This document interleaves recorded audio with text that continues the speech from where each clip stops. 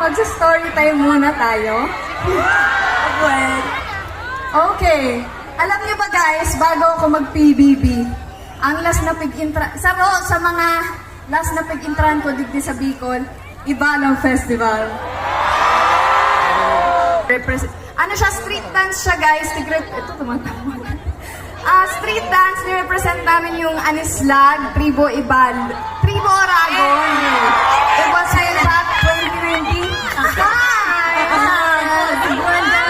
Mas maray na hindi napigaungkat ang mga ano pa no. Ang mga throwback. Sino to? Oh, throwback. Parang may video yan. Throwback po. Tama na. Kaya okay na yun. Post mo dito ngayon. At pag na kayo ma-curious, okay na yan. Hanggang dyan na lang. Pero ayun nga, kidding aside, before, bukod sa street dance, din ako, paparade kami, nagbabatong twirling din ako. So ayun, sobrang saksi ako kung gaano kasaya i-celebrate ang Ibalong at even iba pa ang festivals na ginagawa dito sa Bicol. I am so proud and it feels really, really great na I'm back, I'm finally back. But this time, kasama na yung girls! Yeah, thank you so much, Bicol. I miss you.